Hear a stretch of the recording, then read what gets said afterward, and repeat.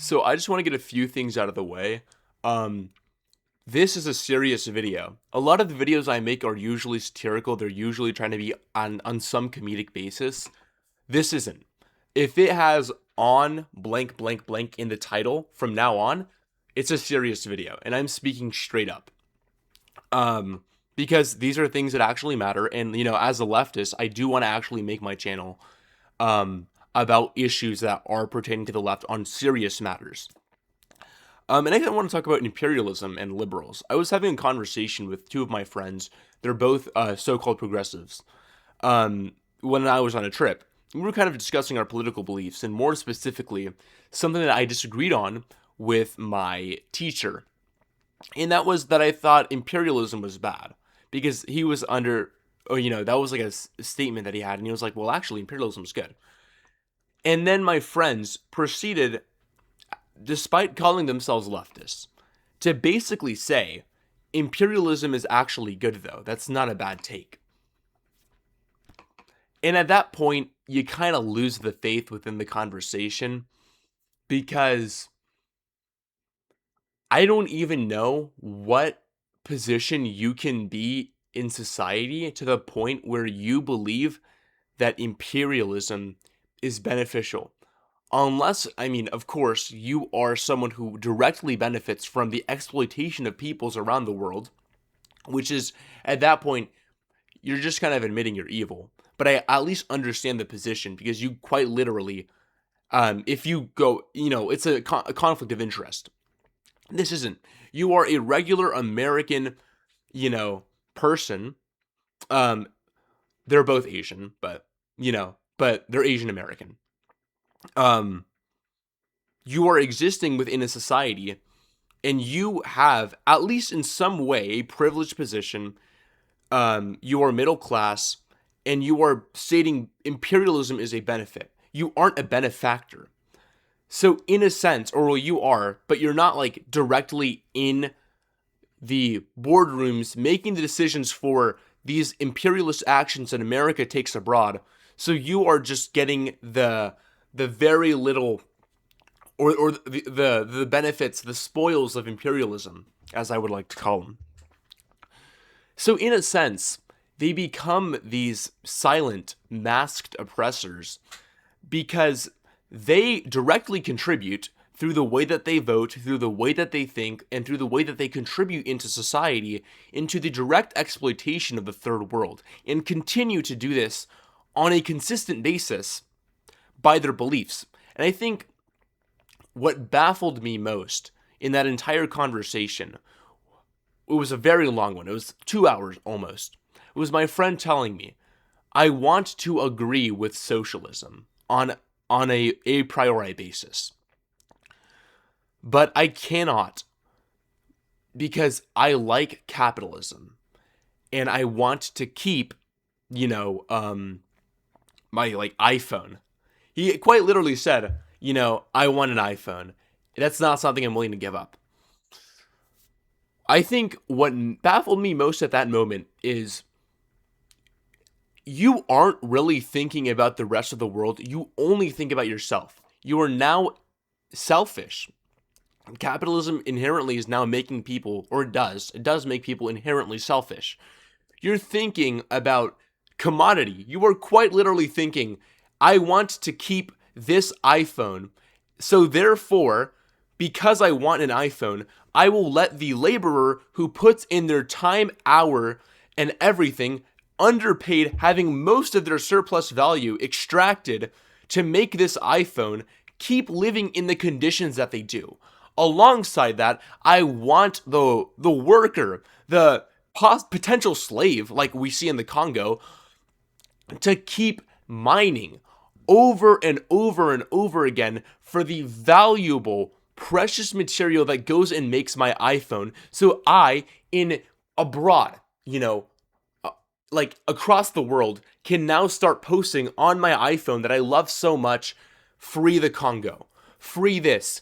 But I will never actually participate an organization for revolutionary action. I will never actually want capitalism abolished itself as a system that is oppressing these people. I will, from the comfort of my home, decide to make these posts, and that's what baffles me about liberals. It's how detached from the world they are. You're not, at that point, you're not a leftist.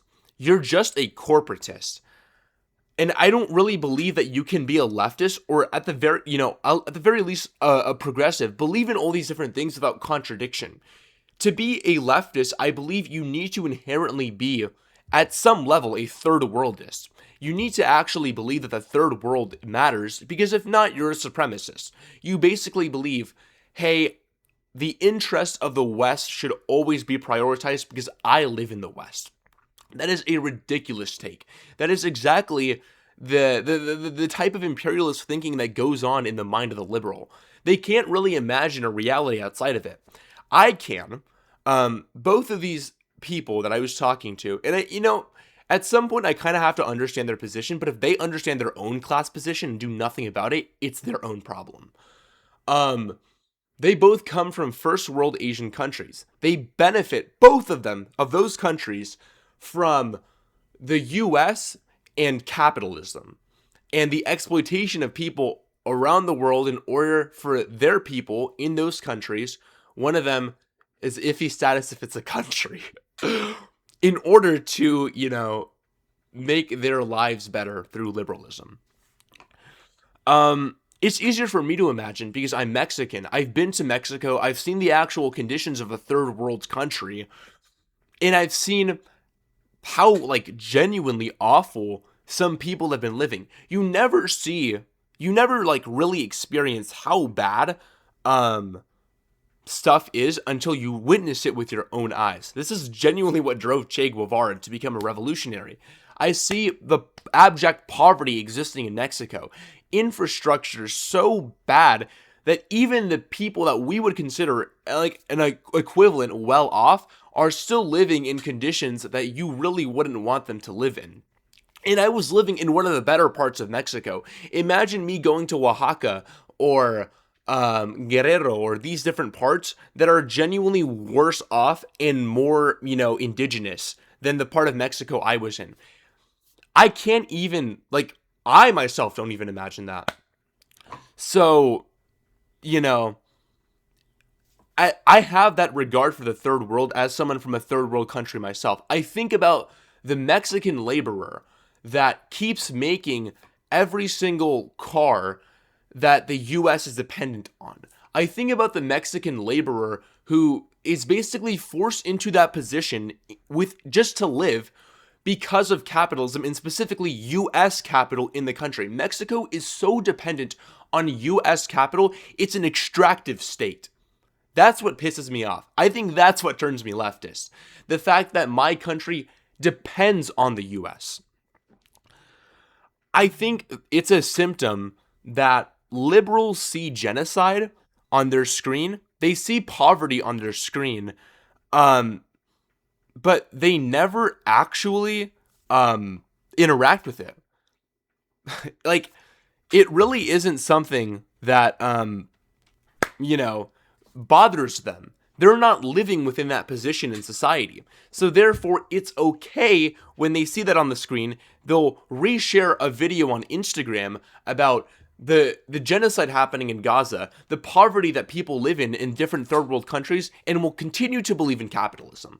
That's my issue. It's the fact that the system that quite literally causes all these fucking problems is something that you are not willing to give up. Something that you say, but my position within Western society is so great, so tantamount, and I don't want to give up my class position that I will let the rest of the third world suffer for me. That is ridiculous. That is a selfish take. And this is what I hate about liberals, genuinely.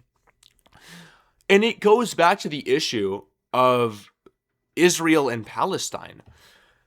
I feel like liberals are to, the greatest of the degree, still Zionists.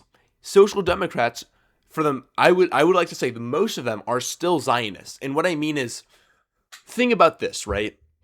Israel is the only country in the world that, if you are someone who's not from there, if you have never stepped foot in Israel, you can have more political rights than a Palestinian who has been there for generations by the mere fact that you are Jewish. That you get birthright citizenship, opportunities, that you get these different types of benefits that the state of Israel will be able to give you. It's ridiculous. It genuinely is. It's the only country in the world, and that's why it's an apartheid state. You have more rights abroad, never stepping into it because of your ethnicity. It's an ethno state, it's an apartheid state. That's how it is. Liberals, on the other hand, believe in this form of peace that will never happen, that will never exist. In a sense, they kind of believe that, the two-state solution is what matters or what should actually happen. And my problem with the two-state solution is you're not getting rid of the problem, which is Zionism and the ideology of Israel itself. You're actually keeping the state. You're keeping the ideology of the state. You're just making Palestine a free state now. But what will that actually matter if Palestinians don't get anything? Israel took 53% of the land in the partition of Israel and Palestine. What rights did the Jewish people have to the land of Israel when the 1947 declaration was made? Nothing. What rights did they have to the best, most arable land? Nothing. They just got it because. And liberals, what I don't understand about this situation on Israel and Palestine and, the imperialism that Israel, promulgates in the world is they'll only go so far to condemn, and I hate this terminology, Netanyahu's far-right government. It's not Netanyahu's far-right government. It's Israel. It's Zionism. It's the very ideology that drives genocide because Israel is foundationally, it is an ethno-state. It is a genocidal project. Its entire goal is to wipe out the Palestinian population in order to make Israel one. Because you can't really exist in an Israeli state, in a state meant only for Jewish people. When they ask, does Israel have the right to exist as a state for Jewish people? Why should a state exist specifically for an ethnic group if it requires the cleansing of lands from others, which are the Palestinians? In this instance, liberals, liberals like to call other ideologies unrealistic. They like to call socialism unrealistic. And I think what baffles me the absolute most is the enormity of their statements. The fact that liberals themselves exist within the most unrealistic world possible. They live within a world where they believe peace is the only way to go, that peace will magically solve it, or that the world magically solves itself through peace and the problems of the world are solved. The problems of the third world, that exploitation, is solved through peace. It's solved by diplomacy, when in reality, we've been able to see that's not the case at all. Liberals exist in this corrupted imagination of Israel-Palestine being solved diplomatically, the two-state solution, or the fact that if we just give a little bit more to Palestine or something, we'll then be able to solve the problems. It doesn't get rid of Zionism. It doesn't get rid of genocidal intentions of the Israeli state. It doesn't get rid of anything. It just makes you look on a better stance PR-wise around the world. You solve the Israel-Palestine conflict. You didn't solve the underlying root issue, which is the ideology, which is genocide, which at that point, you're continuing to contribute to genocide the more and more and more you allow ideologies like Zionism to exist in the first place. This isn't saying that Jewish people shouldn't exist within Palestine. They should be able to exist within a democratic Palestine. They should be able to exist within, a society. Well, I would believe in a socialist Palestine, but they should exist within a society in which they don't fucking take over and over and over and over again from the ethnic groups living there. And Zionism as an ideology needs to be abolished completely. There needs to be, de-Zionification or whatever you would call it. If, Israel were to ever be abolished, because that's what the ultimate thing is.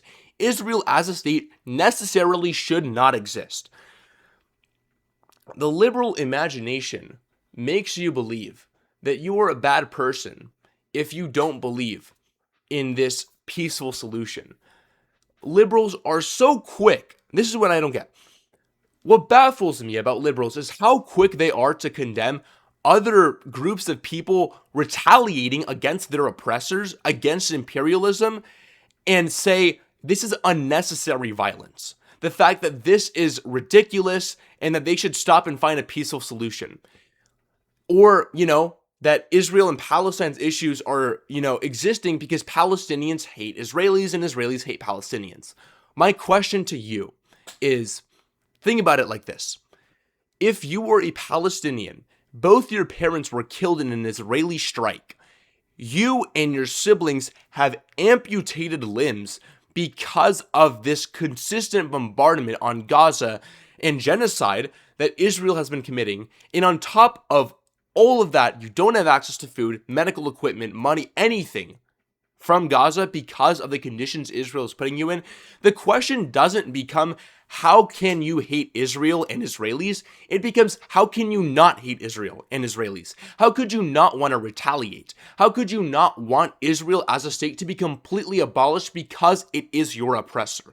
Not only your oppressor living on your land. That is a ridiculous statement from liberals, that they should be able to find peace within themselves. It doesn't happen. You exist within a fairy tale world in which you believe that Palestine is just like any other society, that we can solve this in the same way that the civil rights movement was solved. And even then, the civil rights movement had its own complications because the CIA kept killing actual revolutionary figures. Look, I've been going on a lot. All I'm saying is, if you are a liberal, genuinely reevaluate your stance on the world, reevaluate the contradictions that you live in. You want to live in a more progressive world, but you don't want to abolish the actual system that's causing this underlying issues. And I know they're going to say it's neoliberalism. Neoliberalism is causing the problems in the world. It's not. It's capitalism itself. Neoliberalism is just an accelerationist form of capitalism at that point. Because all it really is doing is, opening up the free market, making wealth distribution worse and worse and worse. But as long as bourgeois power exists, which still exists within a social democracy, it's still ultimately a bourgeois corporatist society, you're going to have the same problems that capitalism creates over and over and over again. So I don't care if social democracy is the better solution because it's better for the West. We should be able to prioritize the rest of the world. I know damn well liberals, if they were the people in the position having to labor, slave away their hours mining cobalt, mining the materials, or in consistent wage extracting labor, that would create the iPhone that liberals enjoy or whatever, they would fucking revolt. They would never want to live in that world. They acknowledge their position in society, so therefore they should be able to care about the rest of the world. That's my thoughts.